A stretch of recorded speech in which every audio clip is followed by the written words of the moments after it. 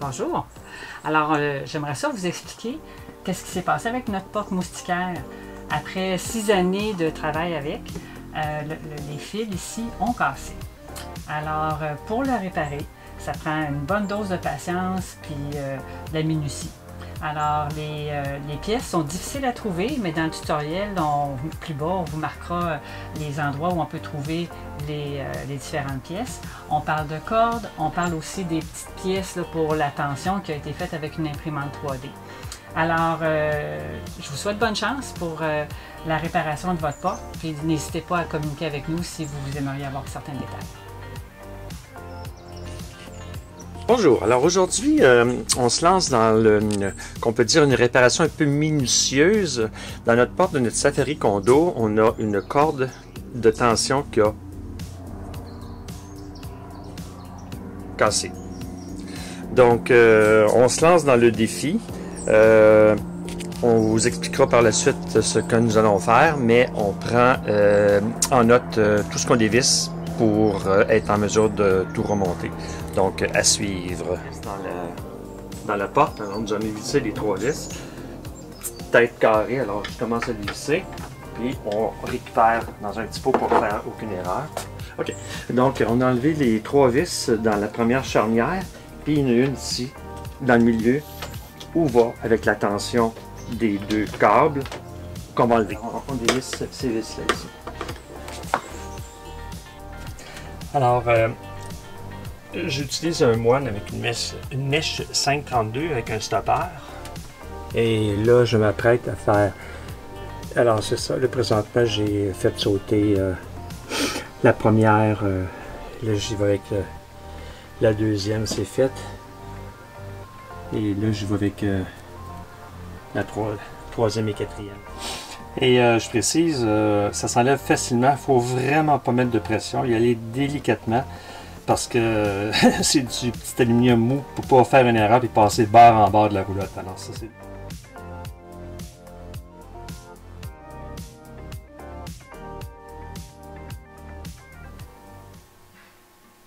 Alors voilà, comme j'expliquais le suivi. Alors j'ai mes plans.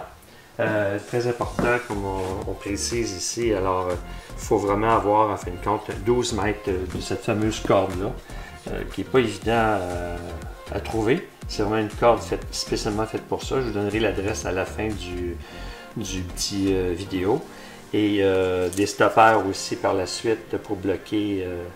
Et la fameuse pièce que je fais commander, faire fabriquer en 3D parce que malheureusement, Safari Condo, ils n'en ont vraiment pas. Alors voilà, je suis installé ici. Alors c'est sûr que là, on va se rappeler de choses qu'on va l'oublier. Alors là, je filme cette partie-là où on retire finalement le mécanisme de ce côté-là. Et on le défait ici. Ça, c'est ma corde de tension pour le bas. Et j'ai mon autre corde de tension ici pour le haut. Il va falloir que je cède en le défaisant par ici.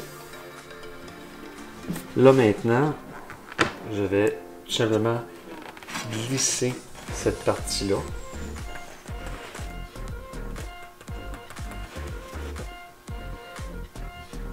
Alors je l'ai dévissé et là je vais glisser cette partie-là pour me retrouver juste avec cette partie-là ici. Bon, alors première partie qui se... En fait, c'est la partie qui est fixée à cette partie-ci. Donc je la retire. Alors, la tige de métal on a retiré la tige de métal. Là maintenant, il faut retirer les petites tapes qui viennent bloquer en fin de compte notre série de 6 cordes. Et pour qu'on la garde. Donc, voici la fameuse petite corde qui a pété. Hein, qui est pété. Alors, là j'ai enlevé la tige de métal, j'ai enlevé le tape. Alors, cette section-là est prête à être enfilée. Ça, c'est la section qui est prise après le mur en rentrant à droite. Et ça, c'est le le mécanisme qu'on se sert pour ouvrir et fermer la porte. Donc là, j'ai dévissé et je vais faire la même chose. Je vais retirer le tissu de la monture. Alors évidemment, une fois que le tout sera terminé, il faut se garder une bonne longueur de fil parce que là, ce fil-là va passer vraiment.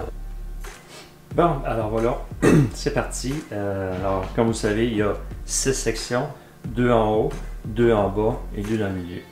Donc là, je m'apprête à commencer à faire ces 2 sections-ci. Par la suite, je vais faire ces 2 sections-ci. Et pour terminer, je vais faire les 2 sections du centre qui vont se rejoindre par celle du centre avec des bagues que je vais installer. Bon, alors voilà, je m'apprête à retirer les 2 de la section du bas de la porte moustiquaire. Alors avant de couper, il faut ajouter que la première a 63 pouces et la deuxième 50 pouces pour vraiment avoir toujours la même distance. Pour pas qu'il y ait des soubresauts, quand on va ouvrir la porte, il faut que ça tout vienne dans un bloc, dans un mouvement. Alors c'est pour ça que c'est important de ne pas avoir une corde qui soit trop longue ou trop courte. C'est ça. Bon, alors voilà. Alors j'ai coupé ma première section. Un petit peu stressé là, quand tu coupes. Alors évidemment, j'ai pris 63 plus le 50 pouces, qui est mes deux longueurs. Mais il ne faut pas oublier ici, là, à la base, que nous avons quand même 13 pouces. Alors j'ai mis 2 pouces de plus. Donc là, c'est parti. Je retire cette première section et j'enfile ma nouvelle corde. Alors voilà, c'est démarré.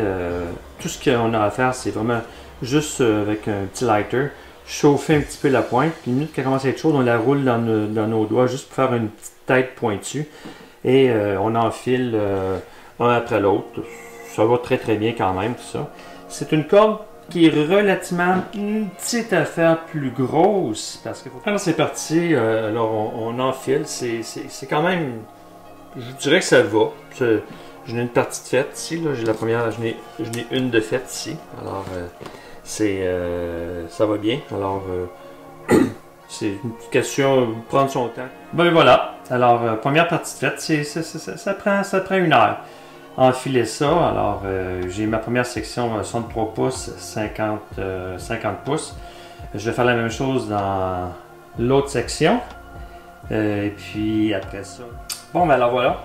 Alors là on a notre deuxième de fait. Alors là je mets mon tape autobloqueur pour empêcher là, que ça se promène. Il me reste à finaliser, si on veut, les petits locks et les 2 petites glissières qui vont barrer la montée et la descente ou l'ouverture, la fermeture de la porte moustiquaire. Alors ça, j'attends ces 2 morceaux. Tout le filage est monté. Maintenant, c'est terminé. Je vais aller lentement.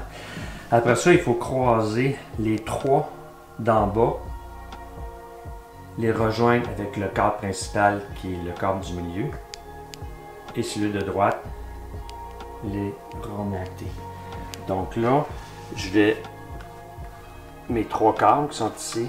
Alors avec mon autobloqueur,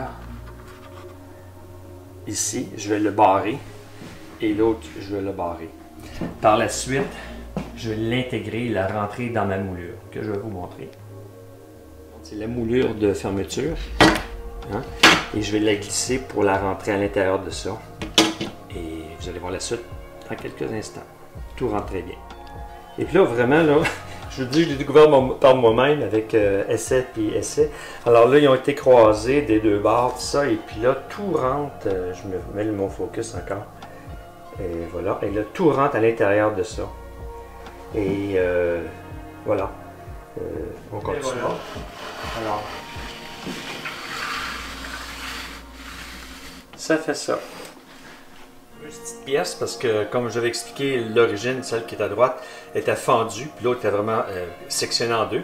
Donc j'ai fait faire ces pièces-là chez Jonathan Laflamme, spécialisé en fabrication 3D.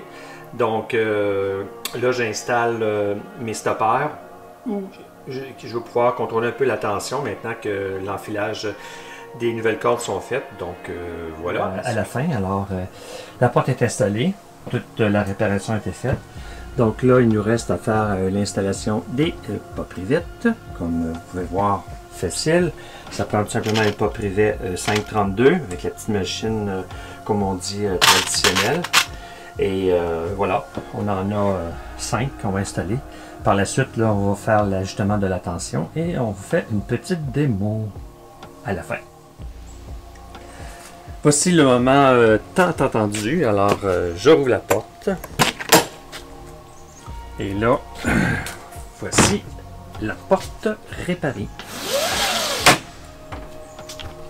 Ça nous donne exactement le même processus d'ouverture et de fermeture. Et je termine. Voilà. Bien content et bonne chance à vous tous.